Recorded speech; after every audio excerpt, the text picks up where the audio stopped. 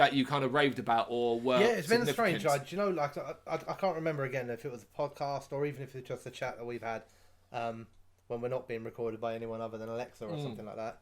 Yeah. But I'm pretty sure we talked at a point in time when we were like, we're really not giving much out in the way of 10 out of 10. Yeah. Like, you know, That's right, yeah. There'd been some high scorers, don't get me wrong, but it wasn't much in the way out of 10 out of 10s. And then I had a burst where literally I just seemed to be getting flooded with immaculate fucking album after album. And I was like, I was almost got to the end of the last couple of weeks, desperate for one that wasn't as good so I could stop writing 10. You know what I mean? Yeah. But it's been great last couple of weeks, man. Well, really, really impressed. We'll kick off with that one then, your 10 out of 10 one, most recent one, which is Altar. Yeah. Pantheon. 2019. Kind of once you figure that you're like, if you know Roman numerals straight away, then great. Once you figure it out, it's suddenly like not so cool. Yeah. Pantheon 2019 is shit. Pantheon MMXIX is cool. That's kind of cool. These guys are great. Like really, really good. It's black metal, post black metal. So there you go. You're happy with that one. They are from Russia or Siberia, specifically within Russia. Not necessarily, well, Russia maybe these days a bit more, but I think I said in my review, you don't really go back 10 years ago and think, oh, there's so much great music coming out of Russia. No. Nowadays more, but not 10 years ago. Yeah, now, and I guess it's one of the great things about the internet and being more global is you do get more music from more places. Yeah. And it probably means that the scenes have existed out there for a long time. But we just reaching no way. Now, yeah. And like this album's brilliant, man. It's really, really good. It's very atmospheric. Bits of like kind of, you know, if you're picking out bands, it kind of sounds like there are times in songs where I'm thinking this is like very Ghost Bath, you know. But for the most part, it is just like one song after the other of just like, you know, your arms, sort of hair standing up. Really, your arm, you're like, I haven't listened to it, man. Really I've got to fucking now. Good. And is this out? Is this out now? This is out now. Right. Yeah, it came out last week. Yep. Yeah, on the Friday. I listened to it because I just wanted something to listen to. I'd been listening to quite a lot, and I was like, "Oh, I've not heard of this. I've not heard of Altar." They've actually, the band, been around for a little while, but only 2 albums ago they changed their name to Altar from something else. Oh, okay. They kind of I don't know if they changed their musical style or not because I don't know any of their older stuff, but they reformed under a new name. Same members, as far as I'm aware. New label, and yeah, I mean, it's probably for straight up black metal. It's easily the best I've heard this year so far. Yeah. Easily.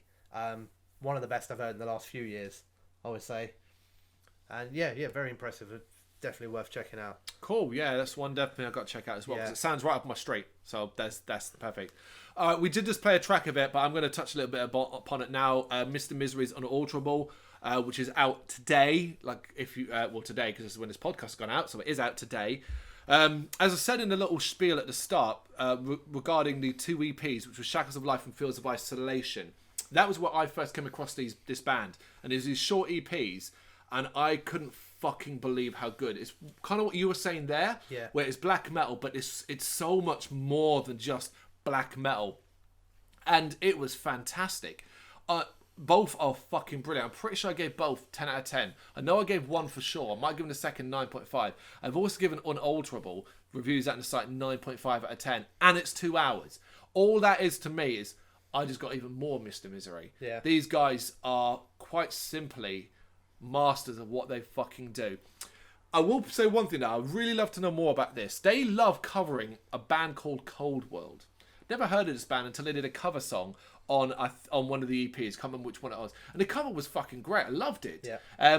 What's called it? And they do another cover of a Cold World song on the album, which is also fucking great. Yeah. And it's kind of like this thing where, like, when I heard Ghost cover Bible, and it was such an incredible song that I don't want to go check out the original because this is good enough for me. That kind of thing. Like, I don't want to hear. Like, I know Ghost Bible, for example, was from a sort of weird pop band, that kind of thing. So I don't really want to hear the original. And it's kind of like this. But fucking Mr. Misery, man, these they have it. Have it. Yes. Yeah, Devin Townsend, obviously, last week. Yeah. Empath. Strange album. Strange man. Yeah. You know, we know. You know, like, you don't go into a Devin Townsend album or song even thinking, oh, this will just be some standard run-of-the-mill music. God, no. You know it's not going to be. And I guess one of the problems with him being so creative and whatnot, is that sometimes it goes outside of your comfort zone quite a bit. Of course, yeah. And Empath is a great album. Like, it really is a fantastic album. But the stuff that was more in my comfort zone was very front heavy, the first 5-6 tracks. Yep. And I liked a lot of the end stuff, but you name it and it's on this album. I mean, there's a song that sounds literally, my daughter believes it's from a Disney movie. It's a man crooning and there's birds tweeting in the background. That's all the way through it. Doesn't get heavy or anything at any point. There's one that starts off with a rooster called Borderlands. And it is there's one where there's a bear talking to a sprite who's lost his ability to fly. And he's trying to encourage him. It's a very positive album. Yeah. Very, very much built on the side of it's not that bad, guys. But that's all the back end of the album. And the last song on that album is 23 minutes long. Yeah. And it is, I don't know what you call it, an experience, I guess. But the ending, and I really like it, and I think I said in my review, the last 4 minutes of it, I have to turn it off. Really? Because it feels to me like, this is how I picture it in my mind, right? Devin's comes into the studio with his 4 bandmates, right? Yeah. And they're like, oh, what's he brought with him today? And he opens up a bag, and he's like, I got a cowbell, I got a flute, I brought an actual cow. And it's like he got to the end of the last 4 minutes of this whole album, long album, over an hour and a bit long. And he's like, I've still got 50 things left. And he just threw everything into that last 4 minutes. There's fucking chip tune, there's stuff flying off in every direction. And you're just like, what the fuck is happening? And I think then with about 30 seconds left, it then clicks back into the song. And it's like, oh, fucking hell. And it's amazing, but it's not great music. Yeah. It's amazing, and it's like, that's kind of cool. Unique. And you almost want to show people it, but I'm very aware when I listen to that 20-odd minute long song that this is the only time I'll ever listen to this song. Yeah. I'll never play this again. It's only a other repeat than player. to show somebody. However, it also has my favourite song of the whole year of any band so far in the first half of the album, which is called Spirits Will Collide. Okay. And it is just fucking amazing. Cross between Brrraaaains and metal. Like, genuinely, you listen to it at some point. The intro song is called Castaway, and it goes straight into another song called Genesis. And Castaway is literally the sounds of waves on a beach, and then these gentle kind of 80s, 70s sort of musical kind of soft female vocals singing a nice little harmony like you're straight out of Moana. And you're just like, what am I even listening to here? Yeah. And it goes from that into Genesis, which is a much more rocked up song. But again, it's wacky. Don't get me wrong. It's all out there. And then Spirits Will Collide is basically a song that goes all the way through, which is that same gentle female voices, really hushed, really old fashioned sounding, doing a verse, followed by him doing a verse, followed by both of them in the chorus, and then back to that again. Yeah. And it is this amazingly positive song that I can honestly say, having listened to it now maybe 5 billion times, because I fucking love it. Yeah. I mean, literally, I listen to this every day now 4 or 5 times. That's great. I think everybody in the world should download this song and listen to it in the morning when you wake up, because you just go into work like perky as fuck. Really? That's awesome. You've got Devin Townsend singing in your ear saying, remember you're perfect. The flame burns through all. Don't forget that. Don't forget who you are. It's literally just this like, talked about people like Andrew WK and positivity that he pours out. This song, I listened to it and I can honestly say I felt fucking better. Literally felt better. And I don't listen to it now for that reason. I listen to it because it's an amazing song. Yeah.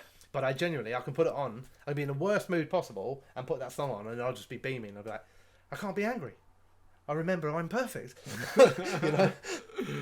So yeah, that's out now. Make sure you check that one out as well. It's an incredible review there. Yeah. Right, last week, Left for Red, the Midlands Metalers in the UK, finally released Human Complex. That's now out. Go check that out if you want to hear some of the music amongst us talking. We played a song on the last podcast. You can check that out too. Banging album. Really, really... I would say up and comers because they're not. They're 10 years into their career. Yeah. But, of course, being British scene, they're not out there as much as they could be.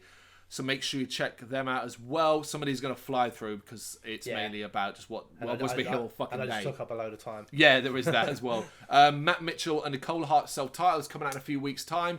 I saw this came my way and I saw the name Matt Mitchell and Nicole Hart. I don't know who Matt Mitchell was, although I understand more now. But also...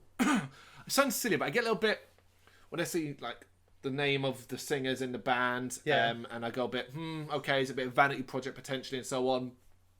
And I kind of got the idea this would be a rock bluesy rock, that kind of thing. Man, this is a banger. This is such a fucking good album. This guy, other than being a great singer, but the rest of the band as well, it's a very, very, very talented thing. And I like the Cold Hearts part. I like that the name. Latitudes Part Island is another great post album that everyone needs to check out. Lean towards post rock more than anything else. But one of those, I always like to call them like airy, floating on cloud style, lighter, less shoegazy, more look up kind of thing. Bought the Unblinking Eye. Bought come away a couple of years back and have come back with a new EP. Desert Stoner Rock, just done really fucking well. Amazing band. They're the Stoner Rock. I like it. I like it a lot of the time. Particularly, I know the Desert Rock thing and Stoner Rock, they're kind of the same thing, so to speak. But one of the things I love about Bought is I get it. Like when one of the things that I wrote today in a review, I was writing a review for a band that had been described to me as being alternative rock. And my first part of the review is, I'm getting sick to fucking death of seeing alternative rock. Because what does that actually mean? Yeah. That could mean anything. Do you use pop elements? Are you using punk elements? Are you using wind chimes? Do you see what I mean? Alternative rock. And we do get a bit silly with these names. But what I love is when someone says to me, hey, my album or my EP is desert rock. And when I listen to it, I'm like, sweaty because I've got a sun beaming down on me. I can picture a dusty, dry, fucking desert with an oasis. You know what I mean? That's what I get with Bought. They really, really give me that impression. It's in their music, and I love that about them. Blind Monarch. What is imposed must be endured. Also, big up the bands who come up with wicked titles for that shit. Yeah. What is imposed must be endured. Love the title. Great Doom band. Really, really love Doom at the moment. The scene of Doom is so fucking strong across the world, not just in our country. But they're pulling out a lot of stops, you know. And Doom, you know, again, it's wide varying. What style you're going to get? An old school style of Doom, or is it more leaning towards the heavy side? Yeah. But Blind Monarch, rocking stuff. And the one I've left to last, because two more. Sorry, I've got fucking police cars who picked up into the podcast, but they drive me nuts. So there's a couple more. Forever, and the album is Forever, and it's actually out next week. Now, this is a surprise to me because it was again described to me as AOR, an AOR album, and I was kind of like, that name always kind of annoys me, you know, like it's not really a way of describing something. Yeah. But I kind of understand what people mean by it. And it's kind of like this old school 80s maybe rock and this stadium designed for singles, that kind of thing. And this album part shocked me because I was like, this is fucking insane. They can't be serious. Part blew me away. You said about a song you play every day. Off Forever's Forever album, there's a song called Hope that has basically become my daily play. It's on every single fucking day. I love the lyrics. I love the voice. I love the style of it. And across this album, it's so fucking weird. There are tracks that sound like they belong in Footloose. To just straight up rock songs and it's very unique. I really like what they've done here. It, you know, I don't sound a criticism, but I spent a lot of my time going, cool, another death metal record. Cool, you know, it's another one that says we're thrash or whatever and so on. So when these kind of uniquely silly kind of things come along, and when I say silly, I don't mean it's disrespectful. I mean in the sense that it either is a throwback or it's breaking conventions and things like that, and there's no real chance of long-term success in it. I'm intrigued because I'm like, okay, cool, it'd be nice to vary things up. It's why I love listening to pop rock and stuff like that and pop punk and things like that. It's just because, you know, after the 5th death metal record in a row, where the person says, yeah, we're really unique, we're a throwback, we do old school but with a modern sound, you're like, so does everybody else, you know? It doesn't mean it's not good, it just means, you know, I'm not likely to give you much more than a 7 or an 8 if it's good, you know? Yeah. So Forever really, really took me by surprise, and like, I kind of want to, it's one of those I wish it'd come a different way to me, because the way it came to me, I kind of want to reach out to the band and just be like, fucking thank you, like, but it'd be rambling. Thank you so much for surprising me with your weird and wonderful record. Grand Magus Wolf God, a new album. I think it's the 9th album. It's a Grand Magus album. It's very, very good. It is riffs, fucking riffs. I love the kind of theme running through it, which is again, what I said about selling these moments to you, and they conjure up like images of big halls and cold mountains with howling winds outside, and people are drinking mead inside, and you know, that kind of thing. Yeah. And everyone's hairy and drunk, and you know, they conjured it up. It's a very, very good album. It's a very good Grand Magus album. Don't expect any surprises. Basically, if you're going in there thinking it's gonna revolutionize the heavy metal world, you're silly. But you will enjoy it. And they're at Bloodstock this year as well, and this has just created an appetite for. I'm like, yeah, this shit's going to go down great. I think they're one of the headliners of Sophie, aren't they? High up, yeah. So like that's a great kind of end to the night potentially. You know, getting drunk, or by then should be drunk anyway. To that, yeah. Whew, right, you can go now. Would you next? Yeah, your bottom two of that. Yeah. Cool. Nightrage, repping the shirt. As soon as I saw this came out, I didn't even bother sending a message going like, "Oh, are you going to cover this?" I was like, "Yeah, let's leave that you one." know I love them. Exactly. They don't really seem to let me down. That's why I love them so much. You know, my feelings on them. I think they should be much fucking bigger than they are. I really do. And this album, Wolf to Man, it's been out a couple of weeks now. Yep. Is the best of modern times, definitely. You know, Yeah. maybe I think I said in a review. For me personally, it's the best album they've released. I think it's fucking phenomenal. It's exactly what you expect from Nightrage, and not rip the fucking raw book up. Yep. It is Marius just being a wizard on guitar, because that guy can fucking play guitar. Of course, yeah. The riffs are amazing. Like I said, they're a tighter band now. You know, they're proper in there. The vocals from Ronnie Nyman, he just seems to get better and better. Like he's no longer just barking that kind of monotone shout. You know, he goes up into different ranges. He goes deep, like death blackened sort of vocals at times. It's nice and heavy. Like plenty heavy, but they do have your little Nightrage, you know, moments where they're a proper true to the term melodic death metal. Yeah, yeah. Do you know what I mean? They're not like, oh, we're melodic death metal, but we throw in a bit of hardcore and a bit of this and a bit of that and a bit of that. They are exactly what they are. As traditional melodic death as you can get. Beautiful fucking harmonised melody. Really, really. There are a couple of nice surprises on this album though, like some straight all out, no melody, just 3.5 minute sort of death metal songs. Yep. Yeah, fantastic album. Really, really good. And I guess the one that surprised me, because I didn't expect to like this, which was Manowar. Not only that as well, it's turning out to be very popular on the site. Oh, was it? Yeah. I really noticed. Yeah. Yeah, so the Final Battle EP, Yep. part 1. Only 4 songs in it. They're all great. They're all great songs. I didn't expect to like it as much as I did, but there's one song in particular which is called Sword of the Highlands, which is like a long one. It's like the epic. Yeah. Big, slow, kind of brooding folk sort of song. And it's fucking brilliant. It is it's the best Manowar song I've ever heard. I know that for an absolute fact. Well, yeah. It wasn't going to be difficult, yeah. But, you know, it's hard, you'd be hard to push to say that it's not up there as one of the best folk metal kind of anthem songs that you'd ever have heard. It's amazing. They do tend to always taint things a bit for me, though. Go on. This is not about the music, but I remember when I was like writing it up. Oh! And I looked for a statement from I them. read Did you read the this, statement? yes! About the reason they split it out into 3 EPs is because they're just too good. Like, we wouldn't be able to take this much quality in one album. Yeah, so fucking... And it's like, oh, you got 3 sales out. Do you know what I mean? Yeah. Come on, no, don't bullshit me. You know, but that's fine. It's cool. I quite like a few of the things they do with it. Like, you know, for example, it's out now, obviously, everywhere digitally. However, you can only buy a physical copy at their show. So if you've got a ticket to their show, and I know there's another way to make money, but I guess there's something special there, is that you can own that, and it's a month after the tour ends that they then release it everywhere. Okay, that's cool. So it's kind of cool that if you are a big fan and you're going there, you can also own that long before the, you know, us armchair kind of non-fan sort of people back home. Yeah. But yeah, but yeah, as an EP, it's cool as fuck. There you go. We can check that out. Right, 2 more then.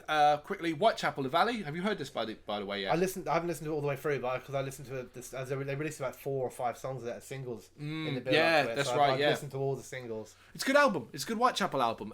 Strong Whitechapel album. A lot of dark themes behind it. It's very fucking heavy, as you would expect. They're moving away from their earlier sounding. You certainly sort of see the direction they're going. There's a lot more clean singing in this. which is fine for me, fine by me, because it results in good music. Whitechapel, I've enjoyed them in the past, but I would say, okay, across an album, I'd get bored because it's kind of just the same, you know. Yeah. But this has got variation in it. I think I quite enjoyed it. I quite enjoyed it. Enough to do a YouTube video review for it. Yeah. That's enough. And the last one, have you ever listened to Periphery? Ever? Yeah, but I think it was like, because they had a numbered album or an EP like called Periphery 4 or something like that. They're all numbered. This is Periphery 4. Is it? Oh, maybe. Yeah, Periphery. Maybe that's what it is. I didn't see it because you didn't write the 4 in here. Yeah. That's what kept sticking in my head. So maybe not. Maybe it's just. Last one was Periphery 3 What Selective are they? They're Difficulty. like technical metal. Yeah. Progressive stuff. Yeah, progressive technical. You can Yeah. add all that into them because Jesus Christ, I'm sure I've listened to them because it's not like a complete blind name to me. Do you know what I mean? I reckon you might have heard stuff off Select Difficulty, which is the last one, Periphery 3. Yeah. Because that's the thing. It's not Periphery, and then the album title is 3 Select Difficulty. It's Periphery 3. Album title Select Difficulty. Periphery 4 Hail Stan. Not Hail Satan, Hail Stan. It's a brilliant Periphery album. It's got some of the best work they've done. It's not perfect. There are a few moments where they get a little bit too crazy. Almost like, again, it's like you guys have too much going on in that head. You just need someone to tell you not to add that element there and remove that. I remember there's one particular song where it just got this horrible effect at the end where I was like, damn it, guys. Damn it. Too much. You know, damn it. Where's the goddamn producer to say, no, cut that, guys. It's not good. Probably Devin Townsend produced. But yeah, Periphery 4, it's the 4th Periphery album. They continue to reinvent, I think, the technical progressive side of metal.